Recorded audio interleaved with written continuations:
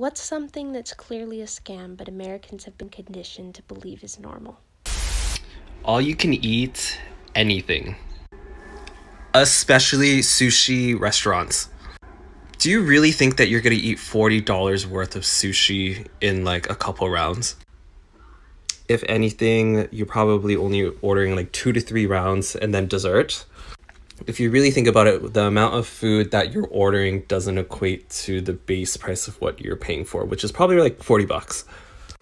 It's a scam because they're making you think that you're ordering a lot, but when really you're just ordering a bunch of variety. So I personally think it's a scam. Oh my God, if you live in California, listen up. We pay an outrageous car registration every year. And that's supposed to be for the roads. We pay an enormous gas tax. I think it's the highest in the nation. Yeah, it's supposed to be for the roads. I'm literally watching them build a road. Ready for the scam of it all? At least here in Southern California, this place has been under construction my entire life. What are they building? Toll roads. Yes, friends, that is roads that they fund with our money and then charge us to use. What the fuck? Having a boyfriend. Yeah, okay. And look, I'm a born-again Christian. I'm a Bible-thumping born-again Christian. So this is going to be from that point of view, okay? Just the whole concept of boyfriends and girlfriends is just a hot mess. It's you're literally investing so much into something that might not even have a return. Like, you want me to perform wife duties with no wife security. Like, you want me to cook for you. You want me to make you look good at wedding functions. You want me to give you emotional support, my time, my youth. You want me to waste my youth so that you can take away 6, 7, some of y'all really be girlfriends for a decade too. I really be seeing y'all. I see y'all really be girlfriends for 10 years and no engagement ring. So you're going to rob me of years of my youth just so that you could not marry me? Absolutely not. It's a scam. It's a total scam. And like, for men, I'm telling you, men invest so much time, so much resources in women that do not take them seriously at all whatsoever. And they end up wasting their time. It's like just a bunch of people wasting their time on investments that have no return. And then, and when I say investments, I'm not just meaning money. Like, I'm not just meaning money, not just meaning time, but I mean your emotional investment. People are out here investing their hearts into people that are not going to give them their hearts back. And it's honestly a hot mess. Ever since I repented and gave my life to Jesus, I have had so much peace with my dating life. So much to the point where even if I never get married, I know that I have God and I'm covered. And I'm so content and happy with that. And knowing that if the Lord does have me marry, that it's going to be a man of God who honors me, who wants nothing more than to protect me, love me. We know that we're a team for each other. I'm going to honor him. I'm going to, it's just a much better deal. Like, dating with intention. Like, honestly, Christians, like, we skip the whole boyfriend when you do it right. It's okay to like skip the whole boyfriend girlfriend thing, dude. It's just courting. Like, we just court. You court for marriage. There's no, oh, this is my boyfriend, this is my girl. No, that's stupid. We're all here to get married, dude. Marriage is for grown folks. Like, we're grown. I don't want to mess around with like that little kid for play stuff, that little playhouse stuff. And y'all be playing house too. Y'all be playing house like people be living together. That's too, ew. Oh no, I can't. Paying for parking at the hospital when you're a student nurse who is paying to be at that hospital to work for free. Taxes? Fucking taxes! You know how much I owe, but you won't tell me, and if I guess wrong, I go to jail. Make it make sense, America. Summer break. I have another video on this where I go more in depth, but it doesn't make sense for teachers, parents, or students. For teachers, it's just an excuse to not give us annual leave, to pay us less. They force 12 months of work and labor into a 10-month period where we work a lot of unpaid hours. On average, teachers work the same number of hours per year as the average, office worker. even though we all get summer off. People love that excuse of why we shouldn't be paid more.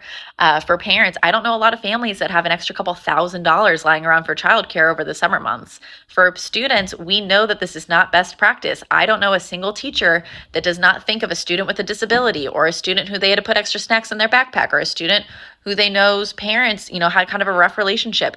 Every single teacher I know has a student they think about every single night during the summer. I've had several over my career, and I still think about them every single summer, even though some of them I've not taught in years. So it just truly doesn't make sense. And before you're like, oh, well, it was about farming. If it was about farming, the break would be in spring or fall. Okay, that's just, maybe that was true in some very, very specific communities, but it was mostly about wealthy people in cities who didn't have air conditioning back in like the early 1900s. And before you're like, oh, well, parents need to take a vacation at some point. I don't know many families that go on vacation for 7 straight weeks. Also, I can tell you, it doesn't stop families from taking random vacations during the school year either. And before you come at me and they're like, don't take away my summer break. Tomorrow's my last day of school. I've been counting down to summer break myself. I don't think we should get rid of summer break before we address these other inequities in education. But I do think as a whole, we need to reframe our thinking about summer break, because it's really just forced unpaid leave, and it literally doesn't serve any of the stakeholders in education. Summer workouts and 7-on-7. Listen, let's be honest. If you have dudes, you're going to win. If you don't, you're really not going to. Stop thinking you're Nick Saban during the summer. Men's haircuts, $60+. Bro, let me tell you something. I wouldn't care if the blades on them clippers were made out of Black Panther claws, top-notch vibranium. I'm not paying you $60+ for a haircut. And then half of you just raising your prices because that's what everybody else doing. You charging $60+, but you got $35 skills. No, sir. I'm not going to do it. I don't want to hear nobody on inflation. I don't want to hear nobody on inflection. You could be Inception. Maybe that's what it is. Maybe it's Inception. Maybe we in a dream. Maybe we in a dream within a dream within a dream. Gotta be, because you got me fucked up 3 times if you think I'm going to pay $60+ for a haircut. And I don't care nothing about the complimentary water, cut my hair. I don't care nothing about the newest little scalp cream that comes from the secretions of a beaver that lives at the foothills in the Appalachian Mountains. I don't care about none of that shit. Cut my hair. I'm not paying you no $60+ for no haircut. That's easy, honey. Buy one, get one free. At Winn-Dixie and Publix and all of them, they do it. You're not getting anything for free. This is what they do, okay? They jack up the price on one of them so that it would be the same price as if you go to another grocery store and just purchase 2 of them.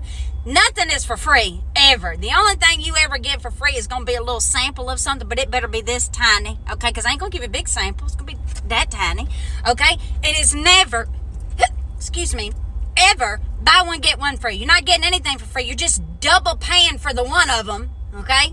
So, any of you youngins getting out on your own now and you're starting a grocery shop, don't fall for the buy one, get one free. It's a total scam. It's been that way for years.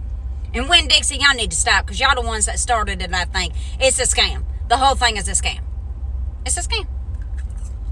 I'm done. Why ain't this turning off? This is what my marketing professor at American University taught us. When you see a bottled juice, for example, and it says 100% real, do you think it is actually 100% real? No. Never believe these motherfuckers, because they can literally put 0.0001% of real orange juice in it and claim that it is 100% real juice. Imagine? And they can do that legally. I don't know how, why, where, who, блядь. But again, never trust these motherfuckers. Go buy orange, squeeze that shit, or just buy initially fake one for cheaper. A health insurance plan with a high deductible. And they tell you, hey, you'll spend less money every week on health insurance. But this is where they get you. The health insurance company will tell you that, yeah, we'll pay up to 80% of whatever your bill is. But what you have to do is you have to meet the deductible first. In my case, it's $3,000. And with a child, that's $6,000 that I have to meet before they start paying 80%. Now, let's say that you're a person who has a serious health condition and you have to get something like chemo. After you've paid the $6,000 for you and a child or whatever, they will pay 80% of your treatment. But 20% of whatever chemo costs is still a lot of money. And also, if you're too afraid to use your health insurance because the deductible is too expensive, then you don't have health insurance. I'm not entirely convinced that Americans realise how much of a capitalist dystopian nightmare of a country they're living in. I've never been to America. I'm not American, but my best friend went to America and he came back and I was actually mind blown by what he told me. He was watching normal regular television, like normal cable, and he said the advertisements run through the programs, like they're at the bottom constantly, and he said that there's an advertisement like every 4 minutes or every 6 minutes, I don't know, something crazy. Like, he said even when the credits roll, there's an advertisement before the credits and then one again after the credits. What the fuck? What the fuck? Now I understand why Netflix became so popular. Fuck that shit.